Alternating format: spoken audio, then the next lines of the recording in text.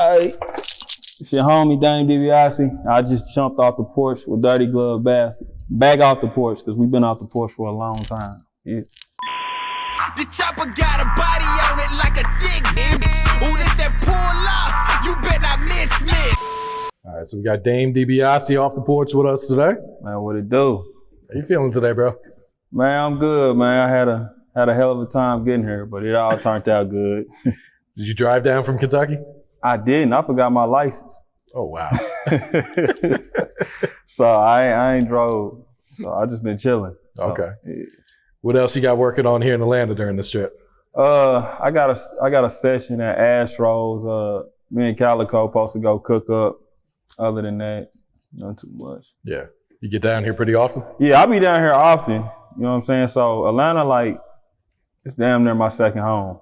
Okay. Yeah, so I'm always in and out, but due to COVID, I ain't really been moving around too much. You know, it kind of put a print on the music. Yeah. Yeah. Still living in Kentucky? Unfortunately, yeah. Why you say unfortunately, man? Man, Kentucky is just, it's different, man. It's different. You know what I'm saying? I love home, but the people there is different. You know, make it different, yeah. A lot of hate. You're in Radcliffe? Yeah, I'm in Radcliffe. Okay. That's about 45 minutes, an hour away from Louisville, so I'm right up under there. Yeah. So what goes down in Radcliffe? I think you're the first one to be on the porch. We passed the minute phase, right? I can cuss now, yeah. Right? A whole bunch of hate shit. You know what I'm saying? Like, I love Radcliffe for what it made me, how tough it made me, but it's just like, they call it the Matrix. It's a spot you can't, it seems like nobody can really make it out of. So, a lot of hate that goes on there, man. You start getting further than people, and people don't like it. You know what I'm saying? It's a few cool folks out there, but for the most part, motherfuckers just usually just stay to themselves, do their own thing. Yeah. Yeah. At what age would you say you jumped off the porch? 14 when I jumped the porch. You know what I'm saying? That's when I started getting into a lot of shit. Yeah. Did you have any older siblings or big homies out there? I got an older sister. I got one older sister. I got brothers and shit on my dad's side, but I ain't meet them till I was about 21. You know what I'm saying? They was in a whole nother state. They from New Orleans or whatnot. So Radcliffe, it was just me and my sister. You know how that go. Shit, I had to squabble a few times over her growing up. So really? You know what I'm saying? Yeah, fight. Put a few older niggas on their ass. It got me well rounded. Yeah. All right. And your mother and brother passed away? Yeah, my moms and my brother, they passed away on the same day, 6 years old. It actually happened on Mother's Day. Oh, wow. Yeah. So that shit was crazy, you know what I'm saying? But my sister, she got me out the room. She ain't let me see too much. Moms had passed out, start doing whatever. So she told me to leave the room, whatever. It's pretty fucked up though. Shit, I'd say so. Yeah. So who'd you guys end up living with after that? You mentioned your dad being in a... Yeah, well what happened was if your parents ain't involved, let me take that back. If your father's not around, when your mother dies, what happens is the state will pick you up. And if don't nobody come to claim you, you finna be a child of the state. Like you'll be a foster kid. So what happened was my grandparents came and they was like, nah, we're gonna adopt them and whatnot. You know what I'm saying? So my nana, she adopted me. They raised me, you know what I'm saying, all the way to I was grown. Granddad passed away when I was 15, but I'm originally from Hopkinsville, which is better known as Hoptown. So what happened is school year, I would be in Radcliffe. Summers, I would be in Hoptown. I did that like every school year up until I was about 16, and I was into some more shit. So I was like, listen, man, I ain't going back home. I'm staying down here. Yeah. Yeah. So how did growing up without your parents, how did that affect you mentally? It fucks you up because, like, you know, big dates, man, they miss. A lot of that shit, like your child being born, graduation, you know, you hooping, playing ball or whatever. Everybody else got their mom over on the sideline, and you know, it's your grandparents on the side, or your dad don't really give a fuck to come around. It'll fuck with your mental, but it's either gonna make you or it's gonna break you. You hear me? So I ain't let that shit break me. Yeah. You have any type of relationship with your pops now? Hell yeah, that's my dude. Okay. Nigga crazy as hell. That's my dude, man. He called me on the way down here and shit, but it's good, man. We got a good relationship. If I'm fucking up or whatever, he'll let me know. Don't do the same shit I did. So he cool. That's real right there. Yeah, he cool. So what would you say is one of the biggest life lessons you learned while growing up? Patience. If you trying to move too fast, you trying to do too much at one time, it's gonna crash. Just be patient. You know, fuck what this nigga got going on to the right, this bitch doing to the left. You gotta do your own thing. Anytime you ain't looking forward, you finna get off track. You know what I'm saying? So anytime I done tried to move too fast, it done bit me. Yeah. So what would you say is the biggest obstacle making it out of Kentucky? You mentioned the hate, but what else? The biggest obstacle is being that Kentucky is parting off in sections. You know what I'm saying? Like when you hear Kentucky, you hear about Louisville or you hear about Lexington. You don't hear about the smaller cities. They don't know about the Radcliffs, the E-Towns, the Bardstowns, the Owensboroughs, the Paducahs, the Hop Towns, you know, all them type places. Like they get down, you know what I'm saying? The shit get real. And it's some money out there, but we get overshadowed a lot. What do you feel like one of the biggest misconceptions about Kentucky? I'm sure most people just think it's all country living, bluegrass. Yeah, that right there gonna get you fucked up. You know what I'm saying? Thinking that motherfuckers is slow or high, like when you from the smaller cities, they consider you a country nigga, like you a slower nigga. That'll get you messed up. It ain't all gravy down there. You gotta know your sections. You know what I'm saying? It's colors down there. It's everything down there. It's real. All right. So how long you been making music now? I've been making music damn near all my life, for real. I really started taking it serious about 14, 15. Yeah. Me and my partner Jay Rich, we started a group in high school, and we was popular as hell. A lot of people used to fuck with our music and whatnot. He ended up getting jammed, so I was forced to like rap by myself. You know what I'm saying? I'm really in a group, but I was forced to rap by myself. And he been doing bids back to back, so I just kept it solo and kept it pushing. So since 14. Okay. And you had some pretty big mixtapes back in the day. Yeah. during the DJ era, that shit was live. Yeah. Who'd you grow up listening to? Gucci, Jeezy, Tilt. I mean, you know, the four founders of the trap, you know what I'm saying? Eazy-E. Who else we fuck with? Them was my favorites growing up. Yeah. Boosie. Yeah. Webby, you know. Like that. What's your thoughts on the rap game right now? I think it's dope. The thing that's going on is like, and I know a lot of motherfuckers that said this, but it's real. You done went to the drug sellers that I grew up on to the drug users. You know what I'm saying? So a lot of the drug using music I don't get into, but I think the little niggas is dope. You can't be no old hating nigga and hate on the niggas that's coming up now. They on their wave. So I think it's dope. I like how we can put out music quickly, because everybody always said I drop my music too quick. But being a fan of Gucci, I always notice the more you put out, if they don't catch this, they gonna catch that. So that's how I like to drop my music. So I like it. Yeah. And what do you think about the streaming era that we're in right now? Coming, you know, since you were from the mixtape era, you could say. I missed the mixtape era just because those who really grind it, you could see it. With the streaming, not hating, it's just like, as soon as you put your shit on the platform, it's up. But I do like it because everybody can access it quicker. But, you know, you got to stay consistent, because if you ain't dropping, you're going to get washed in that wave. So I like it, but I do miss the mixtape days. Yeah. How'd you link up with Calico Jonez at first? My sister Mo, you know, rest in peace to her. Yesterday was her birthday. She linked me with him. She was shopping me around for a deal because that was my manager. And she asked me, you know, how do you feel about signing with SODMG? I was like, Soulja Boy and them.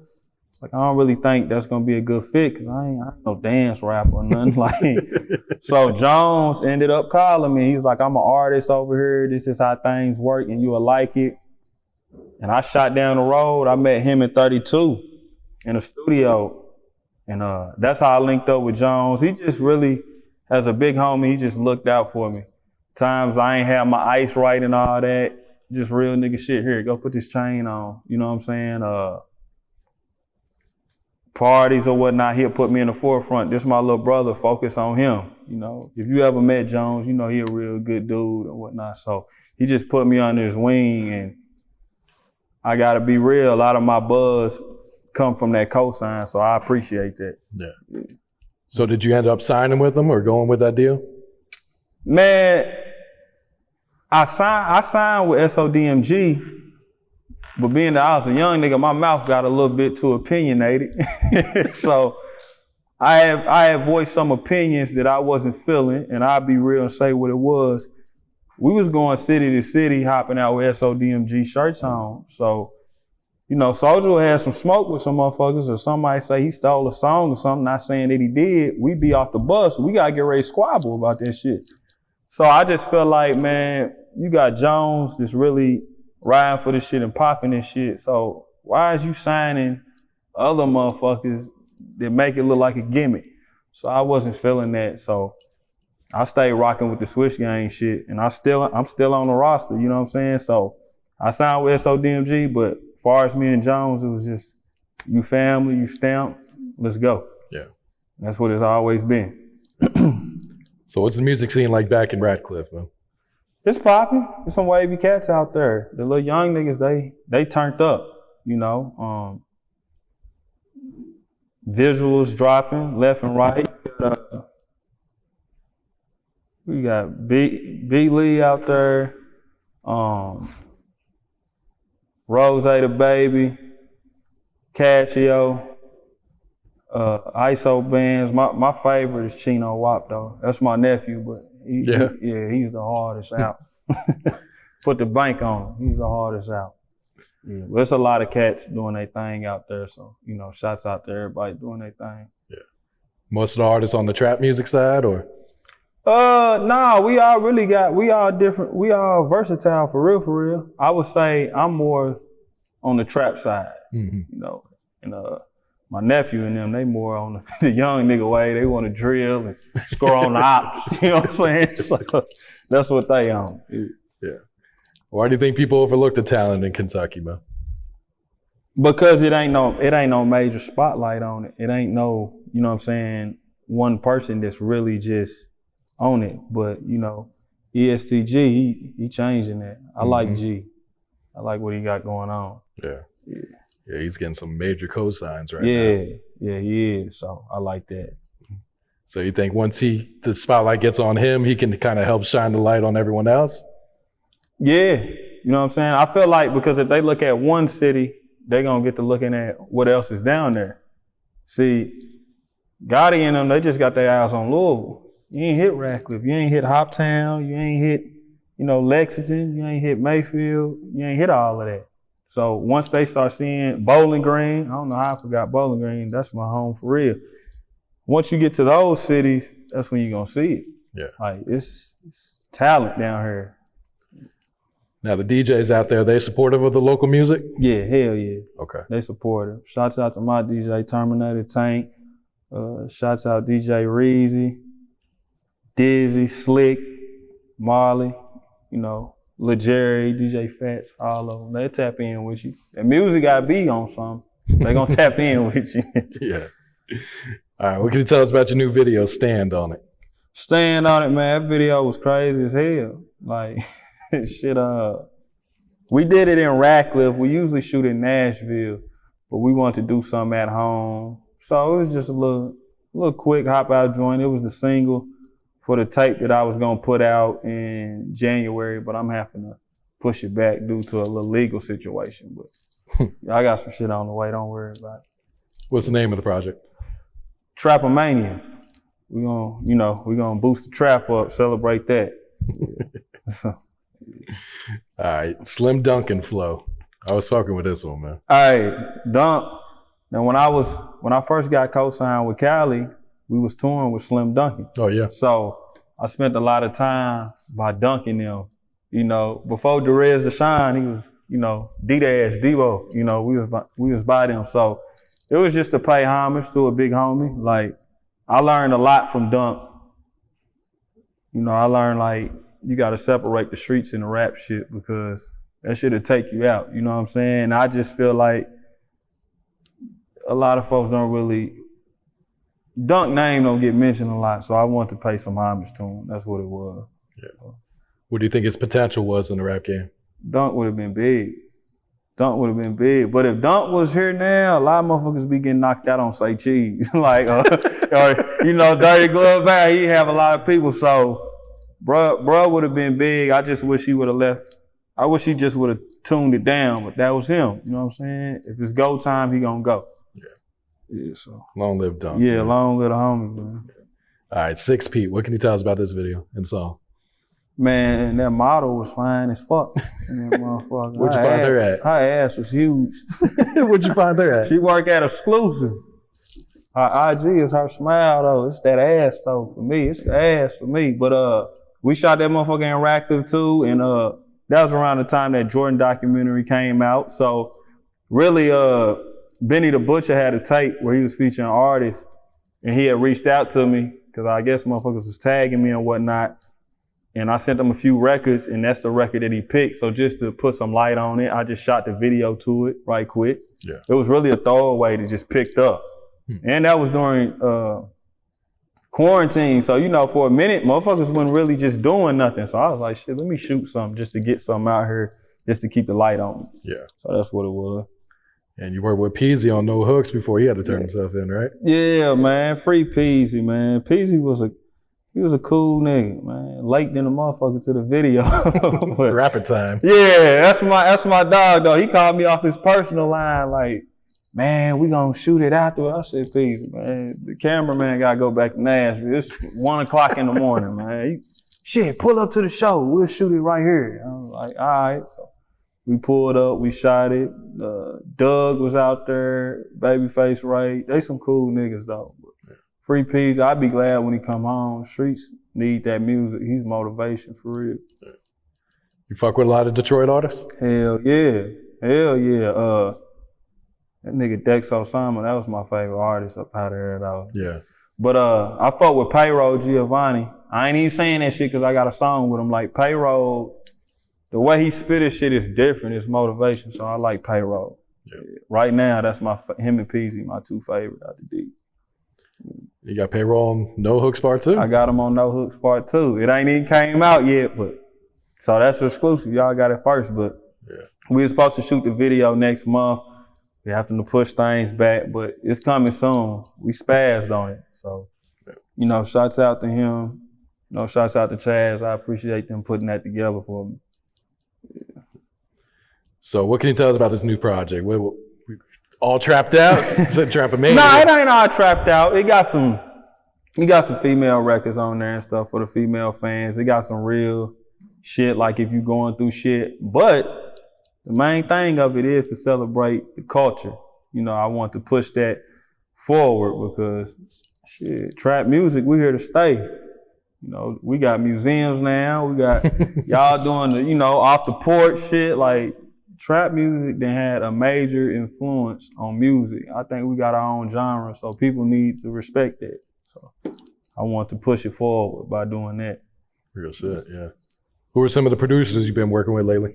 Shit, I work with different motherfuckers, but what's dude? Chase ran it up. Majestic Bands did that. No Hooks too.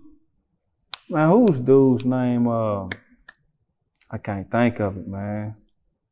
I can't think of it. Band Boy, I fuck with Band Boy, Rig and Thaddeus from back home, but just different motherfuckers. I'm not picky. If that shit slap and we get in that studio, we gonna lay it down. I don't care who made it. Yeah. As long as the ops didn't make it, we good. All right, what can you tell us about your label, League Muzik Group? Ivy League Muzik Group. It's really just me on the label. How I started the Ivy League shit was, I just wanted something based off me and whatnot. You know, I went to college for a few years, so when I first came out and I was spitting, motherfuckers was trying to like hate on me or something because I went to school. I thought the whole objective was to make it out the hood, you know what I'm saying? Motherfuckers is so lost, but so I just threw that in there. So if a motherfucker was hating, they were like, well, okay, that makes sense. The name of this shit is Ivy League. And if you look up the definition of Ivy League, it's a prestigious group. Everybody can't get in it, you know? It's the higher upper echelon. So that's what it mean to me. Like, we overlook bullshit, we up here, you know what I'm saying? Y'all had the shit down there. Do you look to put on other talent in the future? My nephew, Chino Wop, if he wanna, you know, get his shit together, hell yeah, I'll sign him. Yeah, but other than that, hell nah, man, you can't. Bro, I'm gonna be real with you, Haze, man, you can't, young niggas ain't listening, man. I had one artist and this motherfucking head couldn't fit through the door. I'm like, man, you ain't dropped no tape or nothing, so. And just being an artist trying to push another artist, that's hard. You know, they get mad cause your shit here, they shit there. You gotta work and I'm gonna pull you up. All I can give you is the cosign. I never expected for Calico to feed me. You know what I'm saying? Whatever I get out here and kill, that's me. But I appreciate that cosign and shit. So that's how I look at it. So other than nephew, hell nah, I ain't looking to sign nobody. Not on no hating shit, but I just don't want to do it. I'm a rapper. I ain't no label dude. That's real, because a lot of rappers think they could just go ahead and just turn into an executive like that, and then really doesn't work out sometimes. Nope. Nope. Like how many artists we done listen to, they be popping. We like, man, this artist, nah, that's just his partner from the hood. We ain't feeling dude. Nah, I'm good. All right, what has being a father taught you about life? Man, Kaysen, he done made me grow up a lot. He done taught me it's important to make it back home. Before I had him, it was important to make it home, but it wasn't as important, if that makes sense. But you got somebody depending on you, and that's your responsibility. Yeah, you got your homies and shit and all that, your other family members, but when you physically put somebody here, that's your responsibility. So it just taught me I gotta stay out the way and be a better role model for him, because everything that I did, I don't want him to think that that shit is acceptable. Nothing's cool about being no trap nigga or none of that. We did what we had to do due to our circumstances. So if I can make his circumstances better, he ain't gonna be involved in none of that shit. I'll snatch his ass off at Porch. You know what I'm saying? Dead ass. So, but that's my little dude though. All right, Dame, what else you working on? What else is coming up for you, bro? Me and Calico Jonez supposed to put a project together. That's why we going to the studio tonight. I don't know what we gonna call it. We've been talking about it for years, so we're gonna try to put it together and make it make sense. But TrapMania, No Hooks 2, is joint with Calico. That's what I'm working on right now. So other than that, not nothing too much.